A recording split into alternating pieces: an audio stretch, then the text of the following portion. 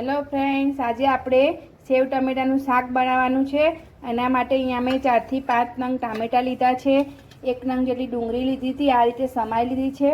અને 4 થી 5 નંગ લીલા મરચાં અમે સમારી લીધા છે. હવે આપણે એની રેસીપી સ્ટેપ બાય સ્ટેપ જોઈશું. આપણે શાકનો વઘાર કરીશું. અહીંયા અમે 2 ટેબલસ્પૂન જેટલું તેલ લીધું હતું. તેલ ગરમ થઈ ગયું છે. એમાં 1 ટેબલસ્પૂન જેટલી રાઈ એડ કરી છે.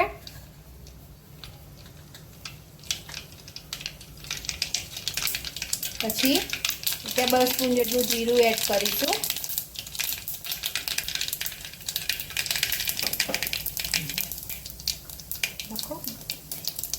હિંગ, પછી ડુંગળી સમારી હતી એ એડ કરીશું અને લીલા મરચાં. પછી બધું મિલાવી લઈશું અને ડુંગળીને પહેલાં બરોબર આપણે ચડવા દઈશું. તો આપણે હવે ડુંગળીને ચેક કરી લઈશું. સતરાઈ ગઈ કે તો ડુંગળી આપણી હવે સતરાઈ ગઈ છે. હવે એમાં આપણે ટામેટાં એડ કરીશું. બધું મિક્સ કરી લઈશું. અનુસાર મીઠું એડ કરીશું.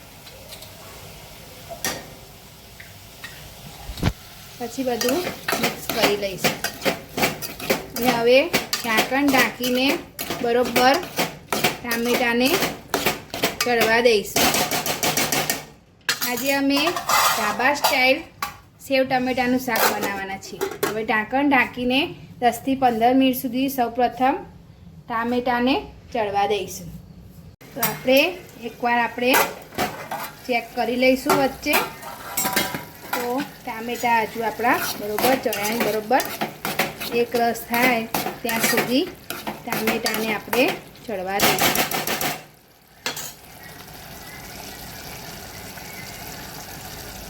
આપણું ટામેટું પણ બરોબર સતરાઈ ગયું છે. હવે એમાં આપણે 1 ટેબલસ્પૂન જેટલું લાલ મરચું એડ કરીશું. પછી અડધી ટેબલસ્પૂન જેટલી હળદર એડ કરીશું. પછી 1 ટેબલસ્પૂન જેટલું ધાણા જીરું એડ કરીશું. મિલાવી લઈશું. પછી 1 નાના ગ્લાસ જેટલું પાણી એડ કરીશું અને પછી બધું મિક્સ કરીને હવે ઉકળવા દઈશું. એમાં 1 ટેબલસ્પૂન જેટલી 1.5 ટેબલસ્પૂન જેટલી આપણે ખાંડ એડ કરીશું. હવે બધું આપણે એક વાર મિલાવી લઈશું અને બધું બરોબર ઉકળવા દઈશું. આપણે શાકને એકવાર ચેક કરી લઈએ તો બરોબર. તો આપણે શાકને આ રીતે થોડું હજુ 10 થી 15 મિનિટ બીજું ઉકળવા દઈશું. પછી થોડો ગરમ મસાલો એડ કરીશું. પછી પાછું બધું મિલાવી લઈશું. પાછું શાકને હવે 5 થી 10 મિનિટ માટે ઢાંકણ ઢાંકીને ઉકળવા દઈશું. તો આપણું શાક હવે હાલ રેડી થઈ ગયું છે. જમવા બેસીએ એટલે આપણે અંદર સેવ એડ કરીશું. હવે ગેસ ઓફ કરી દઈશું. તો હવે આપણે શાકમાં સેવ એડ કરીશું અને મિલાવી લઈશું. તો સેવ નાખીને 5 મિનિટ માટે આપણે ઉકળવા દઈશું. રેડી છે સેવ ટમેટાનું શાક. એને આપણે હવે સર્વ કરીશું. આપણે પ્લેટને સર્વ કરીએ. સેવ ટમેટાનું શાક પીરસાય છે.